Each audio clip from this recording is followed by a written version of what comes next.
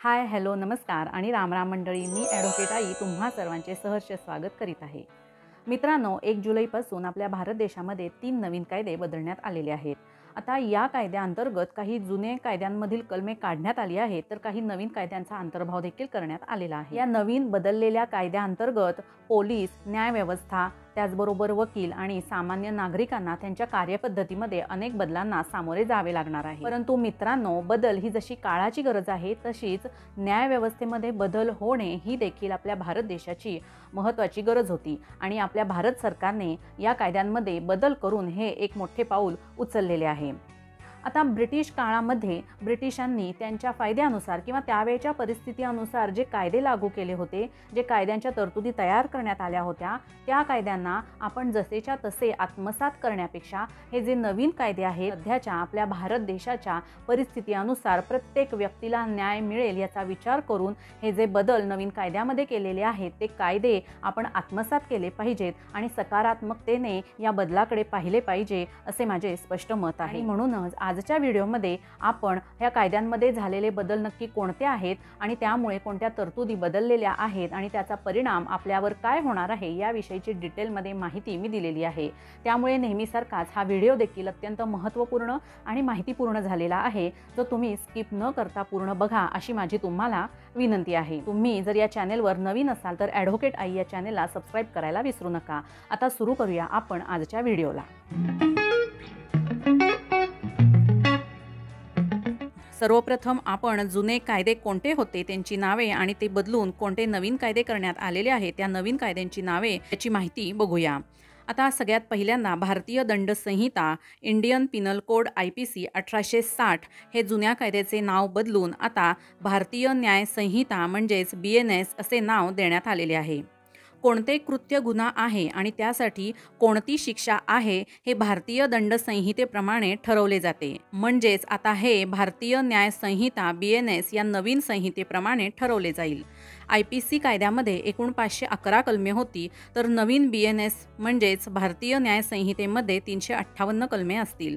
या नवीन BNS कायद्यामध्ये 21 गुन्ह्यांचा देखील समावेश करण्यात आला आहे. आता यानंतर दुसरा कायदा म्हणजेच फौजदारी दंड संहिता क्रिमिनल प्रोसिजर कोड CRPC 1973 या कायद्याचे नाव बदलून आता भारतीय नागरिक सुरक्षा संहिता BNSS असे नाव देण्यात आलेले आहे. अटक, तपास आणि खटला चालवण्याची प्रक्रिया याबद्दल CRPCमध्ये फौजदारी दंड संहितेमध्ये ठरवले जाते, जे आता नवीन भारतीय नागरिक सुरक्षा संहिता BNSS कायद्याअंतर्गत ठरवले जाईल. CRPC कायद्यात एकूण 484 कलमे होती, तर नवीन BNSS कायद्यात 531 कलमे असतील. नवीन कायद्यात CRPCची 177 कलमे बदलण्यात आले आहेत, तर 9 नवीन कलमे जोडण्यात आली आहेत. आता यानंतर तिसरा कायदा म्हणजेच भारतीय पुरावा कायदा इंडियन एव्हिडन्स ॲक्ट 1872 या कायद्याचे नाव आता भारतीय साक्ष अधिनियम BSA असे बदलण्यात आले आहे. खटल्यातील पुरावे कसे सिद्ध होतील, जबाब कसे नोंदवले जातील या सर्व तरतुदी जुन्या एव्हिडन्स ॲक्टनुसार ठरवल्या जात होत्या, ज्या आता नवीन BSA भारतीय साक्ष अधिनियम अंतर्गत ठरवल्या जातील. जुन्या भारतीय पुरावा कायद्यात एकूण 166 कलमे होती, तर नवीन भारतीय साक्ष अधिनियमामध्ये एकूण 170 कलमे असतील. जुन्या कायद्यातील 24 कलमांमध्ये बदल करण्यात आले असून 2 नवीन कलमे जोडण्यात आली आहेत. BNS, BNSS आणि BSA या नवीन कायद्यांतर्गत झालेल्या नवीन तरतुदी पुढीलप्रमाणे. सर्वप्रथम 0 FIR किंवा खटल्यासंदर्भात कोणत्या तरतुदी बदललेल्या आहेत ते बघूया. एखादा गुन्हा घडल्यानंतर कोणताही नागरिक कोणत्याही पोलीस ठाण्यामध्ये 0 FIR दाखल करू शकतो. 15 दिवसांच्या आत मूळ क्षेत्रात म्हणजेच गुन्हा घडलेल्या भागामध्ये FIR पाठवण्याची जबाबदारी संबंधित पोलीस अधिकाऱ्यांची असेल. हा FIR crime and criminal tracking network system या माध्यमातून नोंदवला जाईल. नॅशनल क्राईम रेकॉर्ड ब्युरो अंतर्गत हे काम चालवले जाते. त्यामुळे लोकांना पोलीस ठाण्यात न जाता ऑनलाईन FIR नोंदवता येईल. या नवीन तरतुदींमुळे कायदेशीर कारवाई सुरू होण्यास लागणारा विलंब दूर होईल आणि तात्काळ गुन्हा नोंदवता येईल. FIR नोंदवल्यानंतर 90 दिवसांच्या आत आरोपपत्र दाखल करणे आवश्यक आहे.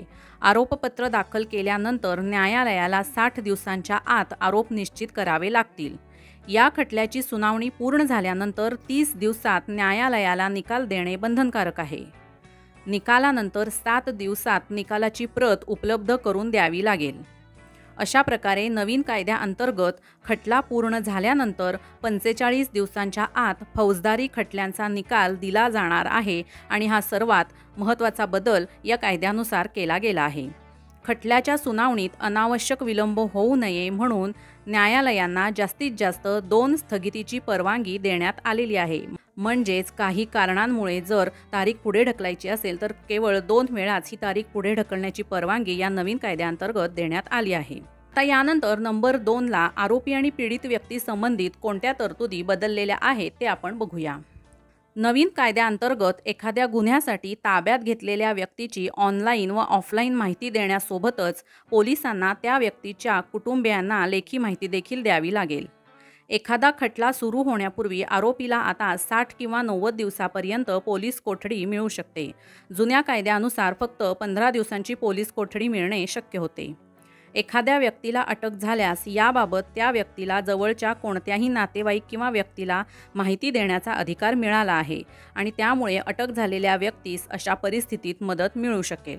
अटकेचे तपशील हे पोलीस स्टेशन आणि जिल्हा मुख्यालयात ठळकपणे लावणे बंधनकारक आहे. यामुळे अटक करण्यात आलेल्या व्यक्तीच्या कुटुंबियांना महत्त्वाची माहिती सहज मिळू शकेल. आरोप आणि पीडित दोघांनाही 14 दिवसांच्या आत FIR, police report, chargesheet, statement, कबुली जबाब आणि इतर कागदपत्रे मिळवण्याचा अधिकार असेल. यानंतर नंबर 3 पुरावे आणि साक्षीदार या संदर्भात बदललेल्या तरतुदी पुढीलप्रमाणे. नवीन कायद्याअंतर्गत साक्षीदारांचे जबाब हे व्हिडिओ कॉन्फरन्सिंगद्वारे नोंदवले जातील.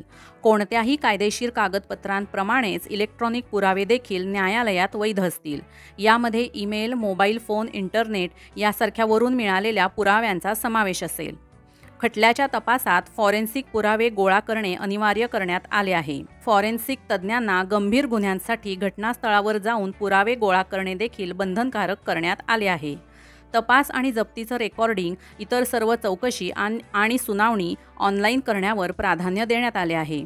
खटल्याची तपासणी, शोध आणि जप्तीच्या कारवाईची व्हिडिओग्राफी करणे देखील बंधनकारक केले गेले आहे.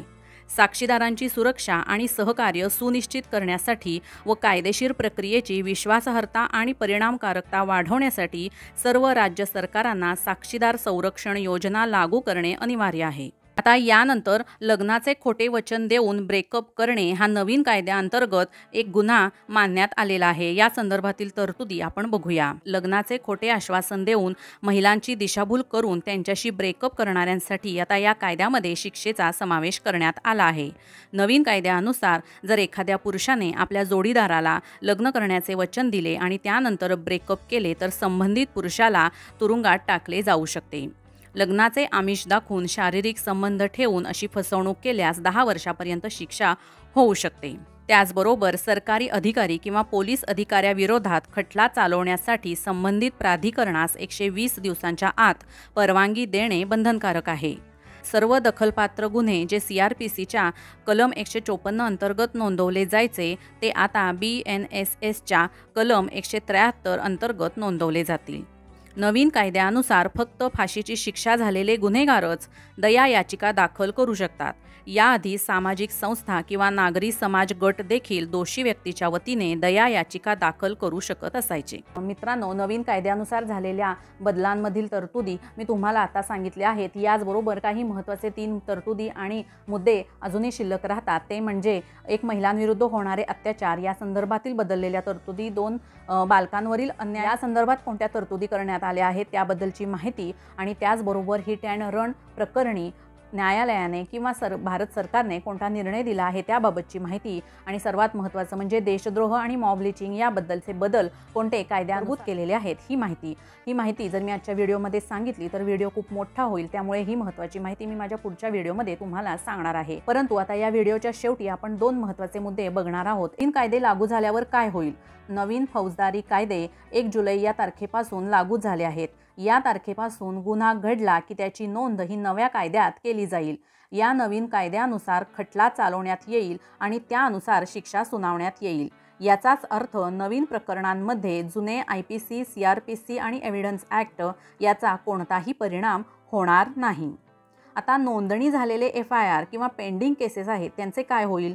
1 जुलैच्या आधी नोंदवण्यात आलेल्या गुन्ह्यांमध्ये पूर्वीच्या आणि म्हणजेच जुन्या कायद्यानुसारच आरोपपत्र दाखल करण्यात येतील। या गुन्ह्यांचा खटला देखील जुन्या कायद्यानुसारच चालवण्यात येईल। म्हणजेच न्यायालयामध्ये प्रलंबित असलेल्या सर्व प्रकरणांची सुनावणी ही जुन्या IPC, CRPC आणि एव्हिडन्स ॲक्टनुसारच नियमित केली जाईल। त्या प्रकरणांवर या नवीन कायद्यांचा कोणताही परिणाम होणार नाही, ही महत्त्वाची गोष्ट तुम्ही लक्षात ठेवा। आजचा व्हिडिओ जर तुम्हाला आवडला असेल तर लाईक, शेअर आणि सबस्क्राईब करायला विसरू नका। त्याचबरोबर या बेल आयकॉनवर देखील क्लिक करा। भेटूया माझ्या पुढच्या व्हिडिओमध्ये या 3 नवीन कायद्यांतर्गत जे महत्त्वाचे 3 बदल झाले आहेत त्या बदलांची माहिती घेऊन। धन्यवाद।